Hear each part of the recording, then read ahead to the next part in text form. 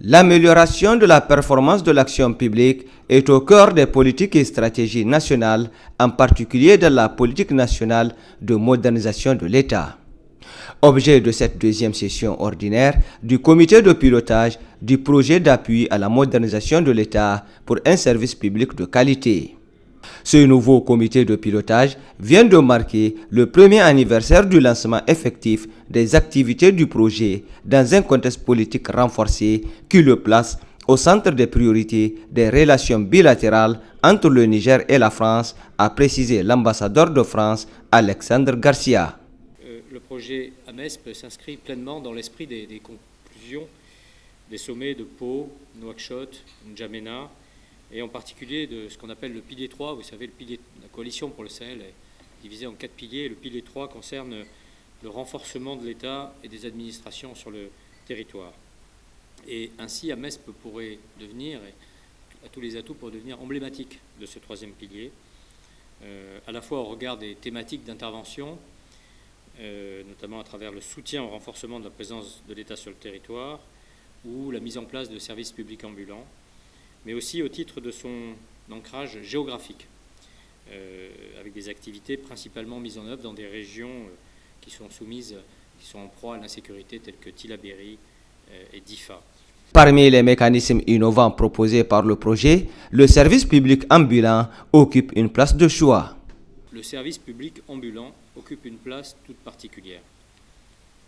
À travers la mise en place de caravanes itinérantes permettant la délivrance de services essentiels dans des zones très reculées telles que l'état civil, la santé humaine et animale ou encore la gestion des ouvrages hydrauliques, c'est l'État qui vient directement aux citoyens.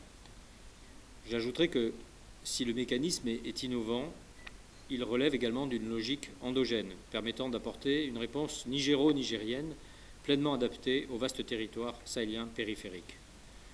D'autres États du G5 Sahel, confrontés à des défis similaires, ont entamé de nouvelles réflexions sur la mobilité des services publics, ce qui est aujourd'hui à mettre au crédit du projet AMESP.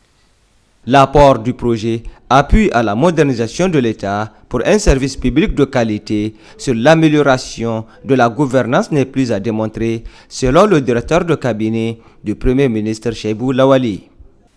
Le comité doit statuer sur des questions spécifiques à la lumière des leçons tirées de l'exercice budgétaire qui vient de s'achever. Il est notamment attendu de notre réunion de prendre toutes les mesures qui s'imposent pour améliorer le pilotage et la gestion du projet en vue d'assurer sa bonne exécution dans les prochains mois.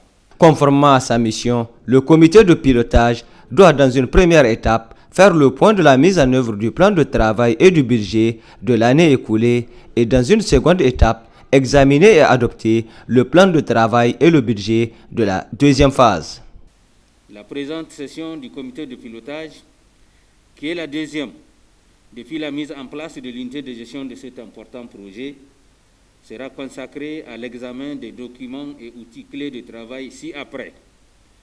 Le compte-rendu de la première session du comité de pilotage, le rapport annuel d'activité pour la période du 1er juillet 2020 au 30 juin 2021, le plan de travail et le budget annuel pour la période 2021-2022 et le plan de passation des marchés.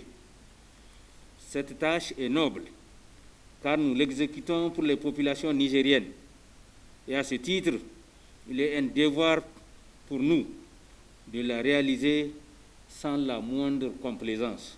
Le projet appui à la modernisation de l'État pour un service public de qualité est placé sous la double maîtrise d'ouvrage du ministère de l'Intérieur et de la décentralisation et du Haut Commissariat à la modernisation de l'État. Il comporte un programme d'investissement dans les infrastructures, construction des blocs administratifs pour les préfectures et les services techniques déconcentrés, et un second programme d'investissement matériel pour les services publics ambulants, ainsi qu'un soutien à des actions de modernisation de l'État.